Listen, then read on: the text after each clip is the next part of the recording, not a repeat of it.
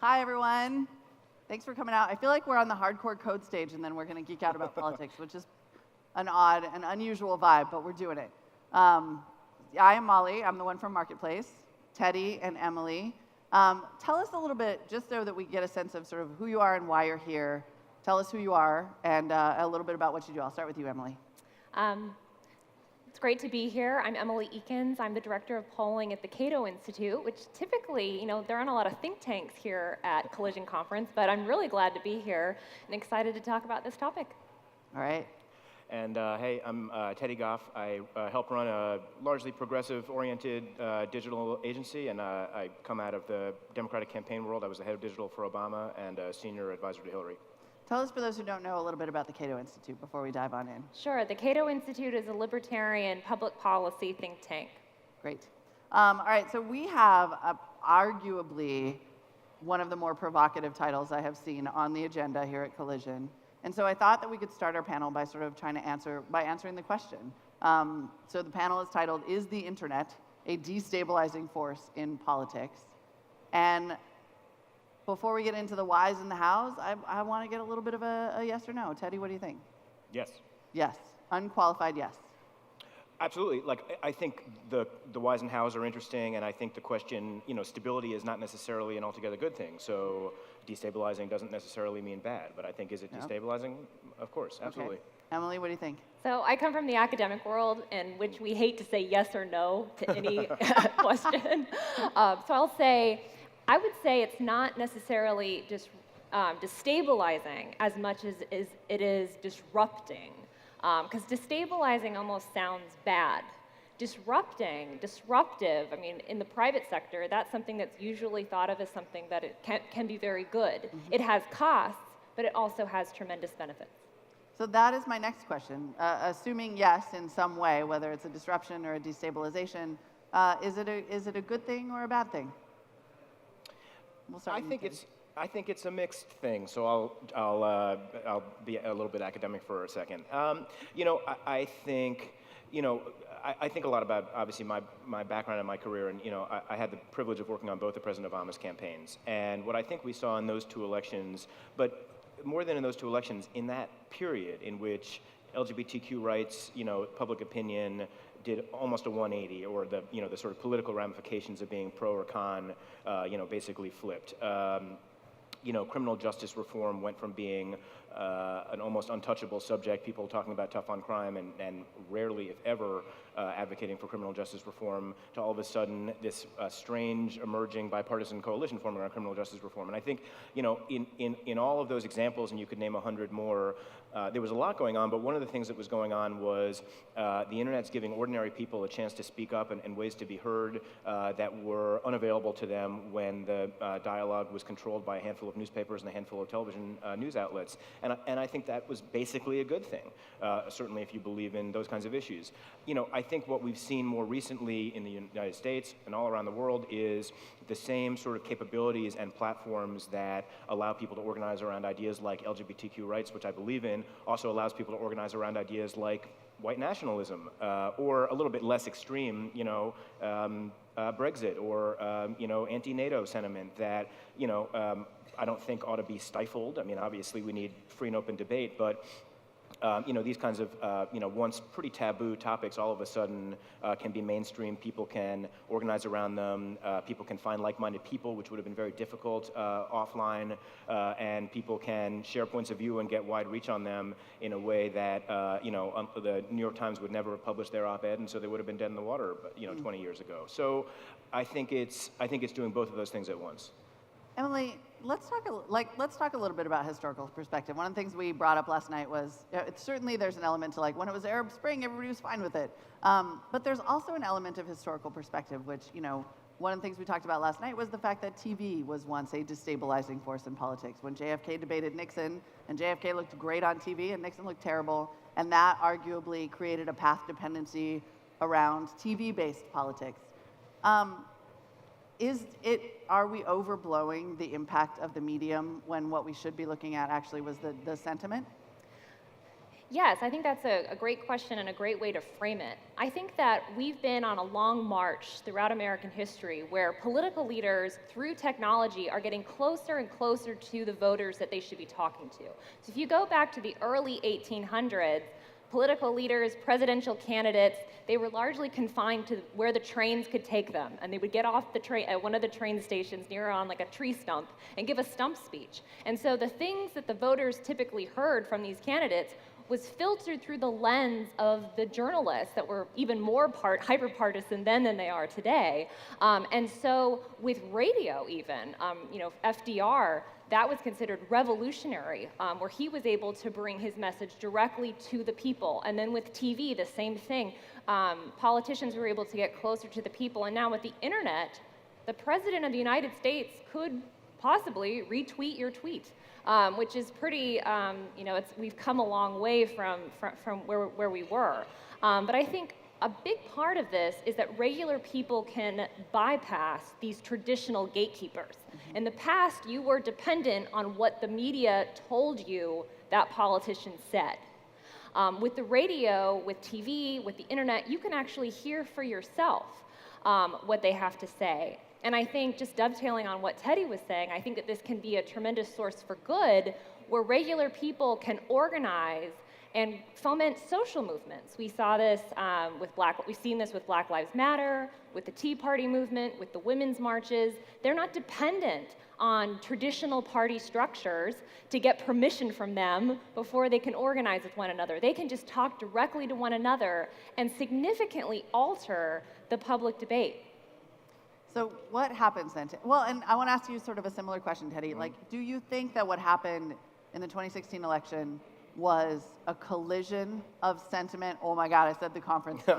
How good am I? Was a collision of sentiment and medium? Like, is it possible that the medium could have been just as disruptive, but the public sentiment would have been totally different? Or do you think the outcome really was driven?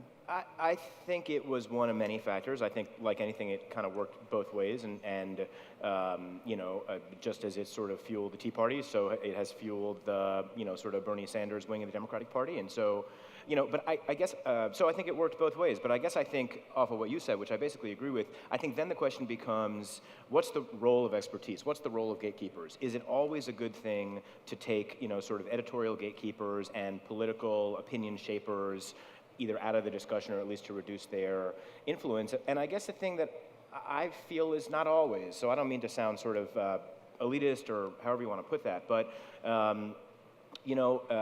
if you take something like NATO, NATO's a complicated issue.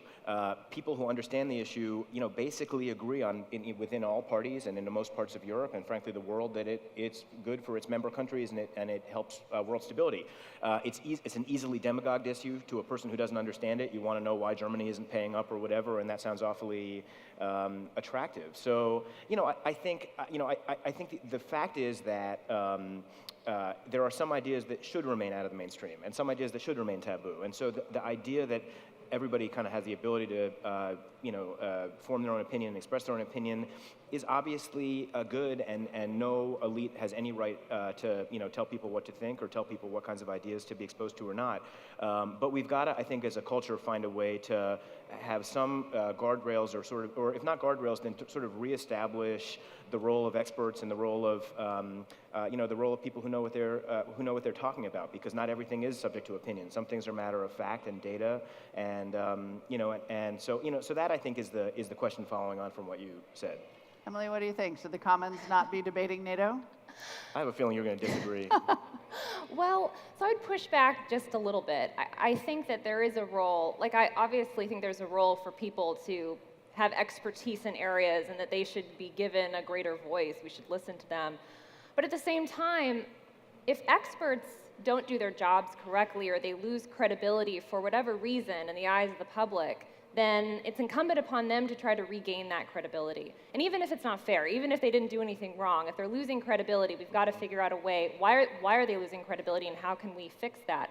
And I think something that we saw in this election it's been difficult, it's been troubling. We were talking about it last night. You used an analogy, Molly, that was so good, but I feel kind of bad using it. But lancing the boils. Yeah. I said we lanced a lot of boils in this country, in this and a lot of things are coming out as a result of this. Right, this and it's issue. caused a lot of hurt, a lot of pain and anguish, but that's how you get healing.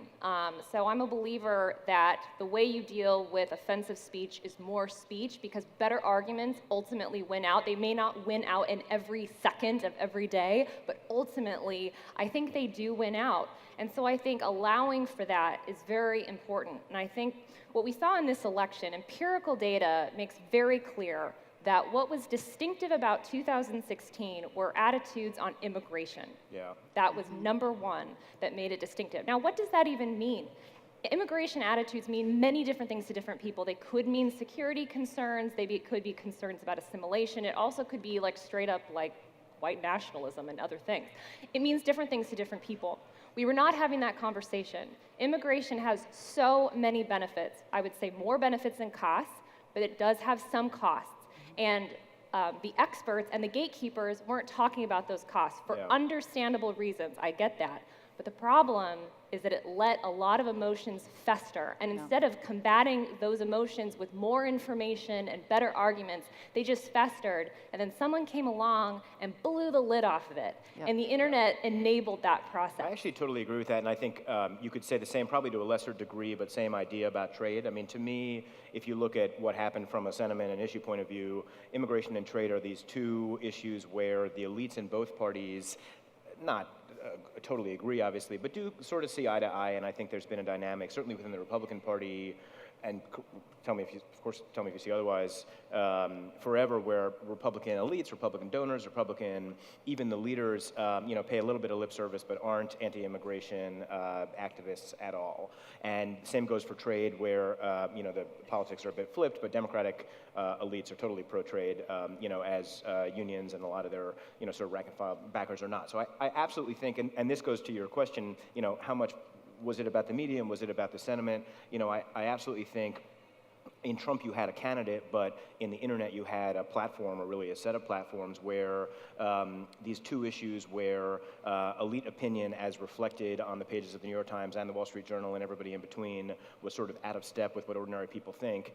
Now ordinary people have a chance to read whatever they want, read from a much wider and diverse array of sets of views, share their own opinion, talk to each other, organize, and then they get a candidate who agrees with them, and well, he wins. Perfect storm, yeah. Yeah. I want to ask you about the possibility of in the disruptive category, if not the destabilizing category. Do you think we're also talking about a democratization of expertise? Because one of the things I found notable was that you would see, because I will tell you that although internet commenters aren't always a great thing, right? There's all the t-shirts like don't read the comments. Some of them are brilliant. Mm-hmm. And some of them are experts. Many of them are experts, in fact. And if you are reading the right forums, what you are discovering is that any old internet comment, as it is portrayed on that site, can be frankly just as insightful, if not more, than something that you see on TV. And what I saw happen was that those comments, these like well-reasoned arguments from a lawyer or, would get picked up and they would become part of the news cycle. So when we're talking about the Commons debating NATO, for example, like, doesn't that seem like a good thing? Look, I mean, first of all, I have a partisan point of view, so that obviously, that obviously means you should take everything, I think, with a grain of salt, or at least with that perspective.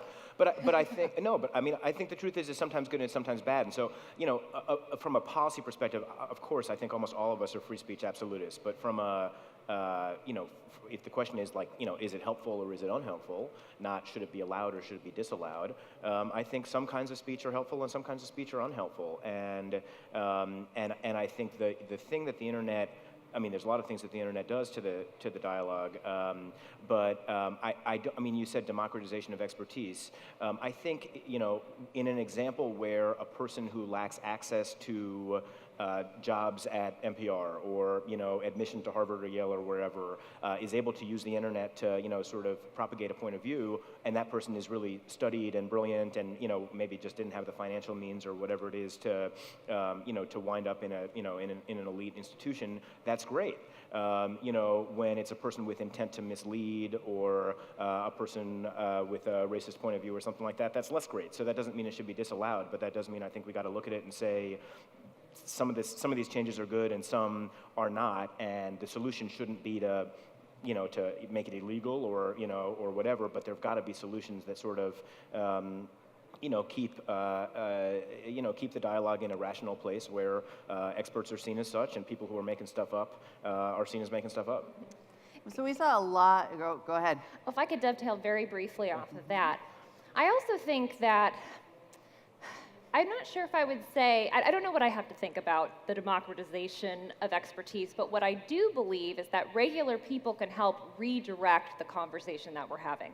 So, like with the Tea Party movement, Black Lives Matter, most social movements, if you talk to the activists themselves, they don't have PhDs in the particular area that they care a lot about, but what they are doing is that they are able to shift the conversation so that people who do study those things as a career are able to kind of come into that conversation and provide facts and information, and then people who disagree, they come back with facts and information. And I think that they do a very important job on highlighting important issues. Like with the Tea Party, I thought they brought up good issues when it came to how much are we spending? Are we spending too much? Do we need to be thinking about this more? With Black Lives Matter, thinking about excesses in the criminal justice system. These are all good things that we should be talking about, and there are facts and there's evidence that we can debate. Yeah. And these were conversations that we were not having before regular people came together and kind of pushed it on to the national debate through a social movement. So can I just say two things? Or are we, Say all the things. First of all, I just want to clarify. I agree. I mean, I don't define expertise by having a PhD. If you are someone who's been affected by police violence, you are an expert in police violence, regardless of your academic credentials. Or even if you haven't been affected by it, but you've thought deeply about it, you may be an expert. So, to me, expertise is not a matter of like elite credential. Obviously, if you have a PhD, that's great. It's a matter of having thought deeply and read widely and having an evidence-based view of things. So I just want to say that. And two, I guess I'm really curious what you think. So Black Lives Matter and Tea Party, I was no fan at all of the Tea Party, but I didn't think that it violated the sort of social code in a really profound way or anything like that. What do you think about white nationalism? Do you think that is? Of course, you don't think it's a good thing, but I mean, where the rubber meets the road of sort It's of like, why me? Yeah, or anybody. But I mean, I guess I just wonder, those are two pretty safe examples where I think, reasonable people can look and say, of course they had a right to organize, and of course, they had a point of view that, has some place somewhere in American politics. But then there are points of view that just don't. I mean, in our country, you're allowed to speak freely. You're allowed to speak your mind even if what you think is wrong. You have that right. And as it turns out, those ideas of white nationalism don't hold up to scrutiny. And so it doesn't really go anywhere. If you look at there have been people that have actually tried to look at the people on Twitter, because you've probably seen there are a lot of like anti-Semitic white nationalists on Twitter that were invigorated during this election. And if you look at who they are, there's not many. It was like 1,000 Twitter accounts that were generating almost all of these tweets. So the point is, those people can say the awful things that they want to say, and they're wrong, and people aren't really going to listen to them. Whereas the people who have important, good things to say, that tends to rise to the top. And I think we're seeing that with Black Lives Matter, many of the issues that are raised with the women's marches. The good things they have to say will rise to the top, and we'll be able to have a conversation. Yeah, I guess that would be my question about lancing the boil, right? Is it better to know that the white nationalism conversation is happening on the web and influencing politics as opposed to not knowing? But also, are we selling the reader short, the consumer? Are we selling the consumer of the internet short by assuming that they cannot, as a commons, distinguish between what is right and what is wrong when they see? It seems very protective to say they shouldn't see that speech at all. I don't think they shouldn't see the speech. I do think that ideas are powerful and can be dangerous, and people are highly impressionable, and so, I think we are clearly in an era all around the world where, if not quite fascism, then things that look a lot like fascism are gaining a footing in parts of the world, where neo-Nazis are gaining a footing in parts of the world. And I think it's reasonable to ask, what do we do about that? So yeah, I think that the idea is the solution is not to block off people's access to speech and content. I think that it's bonkers that European countries have laws against neo-Nazi speech. I think that's, and I'm Jewish and a descendant of Holocaust survivors, but I think those are bad laws. But I think there is a growing problem in the world if we can't, first of all, agree on facts, and we've barely even gotten to that, but that's a thing that I think everybody knows about. And can't, if we're sort of losing control of a dialogue where there's some shared values, like that racism is bad. And so, there've got to be solutions that stop short of limiting people's access to speech and ideas, but that sort of reflect the reality that ideas can be dangerous, ideas can be bad. And the internet allows for the propagation of those ideas and organizing around those ideas in a way that never existed before. It didn't exist on TV, didn't exist on radio or anything else, and has potentially hugely dangerous consequences for the whole world. So we have 2 minutes left, so I'm certain we can solve this problem. How do we move forward, do you think? Emily, we'll start with you. In 1 minute, what's next? I think we just keep moving forward, and we combat bad arguments with better arguments and better evidence. And we look at the internet and new technology the way it's served in the past, which is offering more benefits than costs, and let's find a way to make the best of that moving forward. What do you think, Teddy? I mean, you've probably picked up on the fact that I'm a bit less of an optimist than you on this. I think to some degree there aren't solutions here, and we're in for a rocky, couple of decades or longer. I absolutely think, better education, better media literacy, more people putting out good ideas to sort of drown out the voices of people with bad ideas is pretty good. But I think the genie is out of the bottle. There's a category difference between the internet and every other communications medium that came before, which is that everybody's got more or less equal access to it. I mean, you got to pay your Verizon bills, so not quite everybody, but most people have more or less equal access to it.